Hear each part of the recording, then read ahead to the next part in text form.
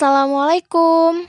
Kami dari kelompok 3 yang beranggotakan saya, Anastasia Veronica Oscar, Hardiansyah, Jessica, Lydia Mariana, Sari Dewi Wardani, Rodi Kamelinia, dan Yuli Fatmawati.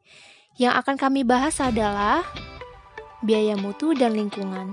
Terdapat 7 materi, yaitu pengertian mutu, biaya mutu, laporan biaya mutu, informasi biaya mutu, total kualitas manajemen, biaya lingkungan perusahaan, dan terakhir adalah produktivitas.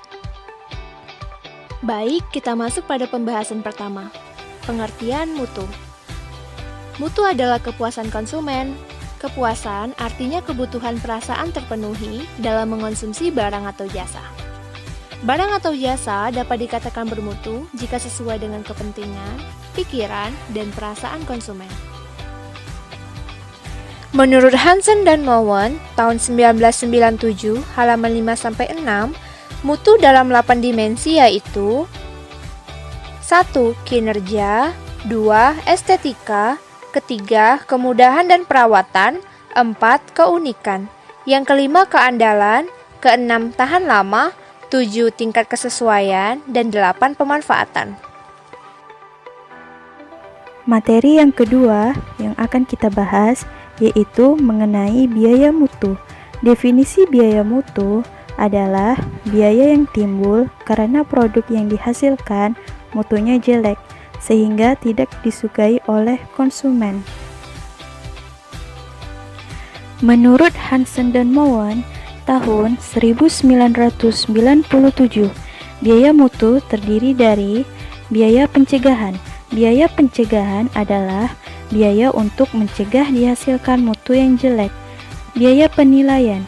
Biaya penilaian adalah biaya mendeteksi mutu yang jelek. Biaya kegagalan internal. Biaya kegagalan internal adalah biaya karena produk gagal memenuhi persyaratan dan kegagalan diketahui sebelum produk dijual. Biaya kegagalan eksternal. Biaya kegagalan eksternal adalah biaya karena produk gagal memenuhi kepuasan pelanggan setelah terjual.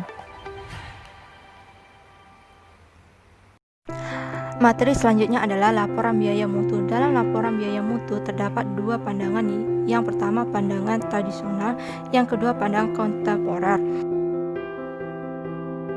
Pandangan tradisional menyatakan trending of biaya produk gagal dan pencegahan serta biaya penilaian. Trending of ini menghasilkan tingkat kinerja optimal yang disebut tingkat mutu yang dapat diterima, yaitu jumlah produk cacat yang diizinkan, meminimalisir total biaya mutu. Yang kedua, pandangan kontemporer mengandalkan pada pengendalian mutu total, yaitu menegaskan bahwa konflik di antara biaya kegagalan, penilaian, dan pencegahan adalah lebih bersifat dugaan daripada real. Materi selanjutnya ialah informasi biaya mutu. Informasi biaya mutu dapat digunakan untuk yang pertama, mengevaluasi kinerja, dan yang kedua, memperbaiki berbagai keputusan manajerial, misalnya untuk penetapan harga strategis dan analisis produk baru. Selanjutnya ialah total kualitas manajemen adalah suatu cara memperbaiki untuk meningkatkan proses bisnis secara terus-menerus atau cara memperbaiki dan meningkatkan efektivitas dan efisiensi penggunaan sumber daya perusahaan untuk memenuhi kebutuhan pelanggan dan memuaskan pelanggan. Nah, manajemen terus meningkatkan kualitas kerja, yaitu perencanaan, pengorganisasian, pelaksanaan, dan pengendalian. Kemudian pelanggan. Nah, pelanggan itu ialah sumber laba dalam bisnis, sehingga perusahaan harus mampu memenuhi kebutuhan dan kepuasan mereka. Dan laba itu juga merupakan loyalitas dari pelanggan, sehingga loyalitas pelanggan ialah ruh perusahaan. Kemudian ada hakikat kualitas manajemen. Hakikat kualitas manajemen adalah tindakan untuk mencapai tujuan memenuhi kebutuhan dan memuaskan pelanggan melalui kerja semua orang dalam bisnis. Nah, kemudian siapa pelanggan itu? Pelanggan ialah pembeli dan pengguna produk, karyawan, kreditur, pemasok, pemerintah, masyarakat, dan pemilik perusahaan. Nah, Semua tingkat manajer dalam perusahaan harus meningkatkan kualitas kerjanya. Bagaimana caranya? Yang mana untuk melaksanakan semuanya itu, manajer harus membandingkan rencana kerja yang dibuat berdasarkan pesaing, standar, dan sumber daya yang tersedia dengan kinerja untuk mengetahui tingkat penyimpangan. Nah, sekarang kita akan membahas tentang biaya lingkungan perusahaan. Biaya lingkungan adalah pengorbanan untuk menjaga kelestarian perusahaan. Yang dimaksud dengan lingkungan perusahaan adalah objek di luar perusahaan yang terdiri dari lingkungan alam, lingkungan ekonomi, lingkungan sosial, lingkungan politik, dan lingkungan budaya.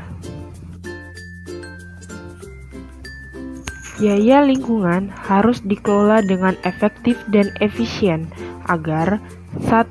Produk harus lebih berdaya guna. 2. Perusahaan dalam melakukan pengurangan biaya dengan cara A. Mengurangi dampak negatif lingkungan. B. Mengonsumsi sumber daya alam secara efektif.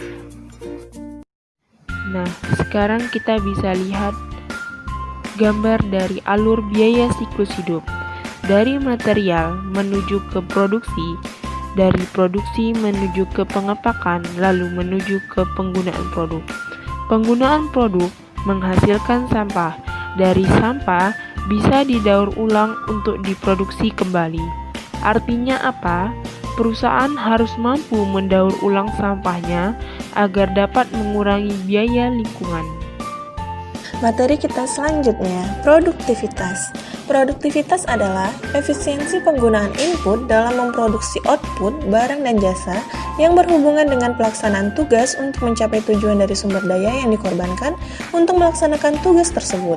Sistem produktivitas dalam kegiatan industri dapat digambarkan sebagai hubungan, yaitu input, proses, dan output. Berikutnya, kita masuk ke dalam produktivitas sumber daya manusia.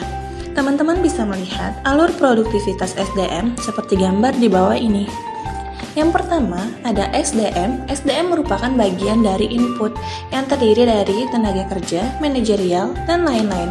Kemudian ada alat kerja dan kerjasama, merupakan bagian dari proses yang berhubungan dengan efektivitas dan efisien.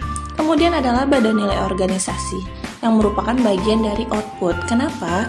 Karena barang atau jasa yang telah dihasilkan akan menghasilkan laba dan nilai organisasi. Setelah itu barulah terjadi produktivitas. Produktivitas adalah output dibagi input sebagai umpan balik untuk memperbaiki output, proses, dan input agar dapat menaikkan produktivitas secara terus-menerus. Jadi, semua kegiatan itu sangat tergantung pada kemampuan sumber daya manusianya.